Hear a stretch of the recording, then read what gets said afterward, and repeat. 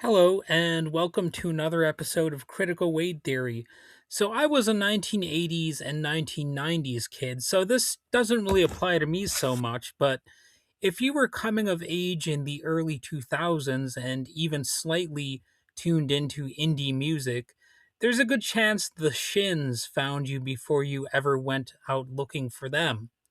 They are an American indie rock band known for melodic, introspective songs and sharp, literate lyrics. Music that doesn't shout for attention, but somehow still stays with you. And it's they're the kind of songs that feel personal even when you can't quite explain why. It's just the vibe that the music gives out, you know? The Shins formed in 1996 in Albuquerque, New Mexico. At the center of the band is James Mercer, the founder and frontman, and the only constant member throughout their history. Mercer handles lead vocals and guitar, and creatively, you might say the Shins have always been his vision.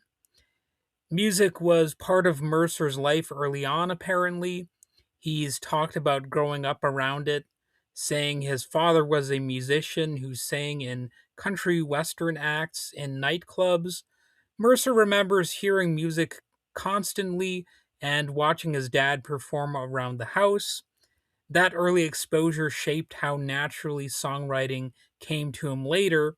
And I believe he also said that, the country western influence is there in his song New Slang that sort of influenced the vocal parts near the beginning of the song. Genre-wise, the Shins usually get filed under indie rock, indie pop, or alternative rock, but those labels don't fully explain their appeal. What really sets them apart is the combination of smart songwriting, catchy melodies, and a slightly old soul sensibility that feels influenced by 1960s pop as much as modern indie rock. You know, it's one thing I can appreciate about bands like this is that they sound natural. They sound like themselves, like they're not trying to put on an act, at least as far as I can tell. It sounds like, even if you don't like the band or some aspects, like certain individual songs, I think you listen to a band like this and at least understand that they're doing what comes naturally to them, whether you really get it or not. Their breakthrough came with their debut album, Oh Inverted World, which was released in 2001. At first, it was a slow burn, but two songs from that album would eventually define the band's legacy. The first was the one that I mentioned earlier, called New Slang. It's a quiet and fragile song built around gentle guitar and Mercer's soft, almost hesitant vocals. In 2004, it appeared in the movie Garden State during a scene that would become iconic for indie fans of that era. Natalie Portman's character tells Zach Braff's character that the song will change your life. And for some listeners, it actually did. They heard the song and they became fans. And obviously, people would check out other songs by the Shins.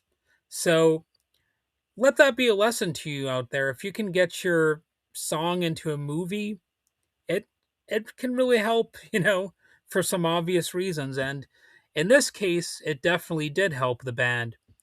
Suddenly, the Shins weren't just a band passed around on burned CDs or late night radio.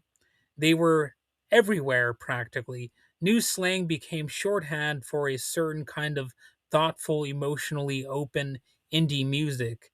I don't know if anybody actually went around calling it, you know, the new slang sound or anything like that, but I'm sure there were plenty of people comparing, the output of some bands to the Shins. They might have said, "Oh, that sounds like new slang or something like that," or other songs in their repertoire. And another standout from that album was titled Caring is Creepy. A little more upbeat, but still full of that slightly uneasy, introspective, introspective tone that became the band's signature. I don't know if I'll be able to get over introspective. That might haunt me for the rest of my days. Anyway, instead of fading after their debut, the Shins followed it up with an album called Shoots Too Narrow in 2003. That album was more polished and energetic without losing the intimacy that fans loved.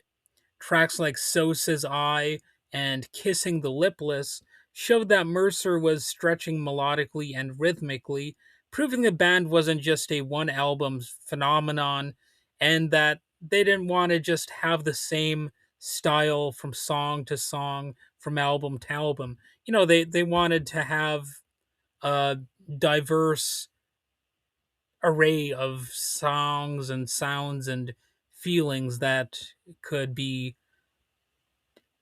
traced in their music, I guess. So, by the time Wincing the Night Away arrived in 2007, the Shins were already a major indie force. The album debuted at number 2 on the Billboard 200, which was really a big deal for a band that once felt like a secret. If you've got an album that debuts at number 2 on the Billboard 200, you're really not doing that bad. Songs like Phantom Limb and Australia balanced bright melodies with darker emotional undercurrents. Mercer has a way of writing lyrics that feel abstract but emotionally precise, like he's circling around a feeling instead of explaining it outright. And to be honest, it's also one of those bands where you don't necessarily pick up on the lyrics. That's something that a person might view as a problem, and I can certainly appreciate songs where you can easily discern what the lyrics are. But, when it comes to the establishment of mood, I think this band is definitely skilled at doing that. And of course, if you need to look at the lyrics, it's way more easily done nowadays because you can just type it up on Google and you'll find the words. And later albums like Port of Morrow in 2012 and Heartworms in 2017, I just kind of had a voice crack right there for some reason. Maybe the word heartworms is kind of gross to me or something and made my voice crack. But anyway, those two albums, they marked additional shifts in the band's lineup and their sound. By that point, Mercer was essentially the sole creative engine behind the Shins, and the production became more polished, but the core elements remained: some jangly guitars, melancholy vocals, and songs that reward repeat listening. And yes, indeed, this is a band that could easily grow on you. It's it's another one of those ones that, again, even if you're not a huge fan of the band, I'd be hard pressed to explain why somebody would hate this band. You know what I mean? Maybe you just aren't into them, and you could skip their tracks or whatever. But they're just a likable band. I don't know. Some of you might be haters. I don't know what reason you would have, but it's just good songs as far as I'm concerned. I don't know. And stylistically, the Shins, they're in a space that blends classic pop songwriting with some modern indie textures. Their lyrics often feel like fragments of thoughts or memories, never spelling things out completely. And that openness is part of why the songs connect so deeply. They leave room for the listener. And it's I'll explain it like this. I like plenty of hard rock, that kind of stuff, and experimental and weird stuff. But occasionally I do like to wind down and listen to something that's relatively normal, and something like the Shins would fit the bill. Like if I don't want to listen to something like Butthole Surfers or something that's really far out there, you know, uh, like if I don't want to listen to heavy metal or something like that either, or avant-garde classical, I might put on something like the Shins, you know? And in terms of influence, the Shins helped define what many people think of as the golden era of 2000s indie rock. They're often mentioned alongside bands like Death Cab for Cutie, Modest Mouse, and the Decemberists. Now, Modest Mouse are a little bit stranger than this band, but in a certain sense, you could see why somebody would compare them. You know that there's sort of the same vibe a little bit that you can detect in some of these songs. And the Shins showed that quiet, thoughtful music could still be cool, still be successful, and still matter to plenty of listeners.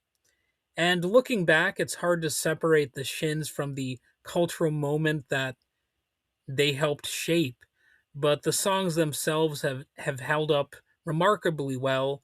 They don't feel locked to a trend or to a time.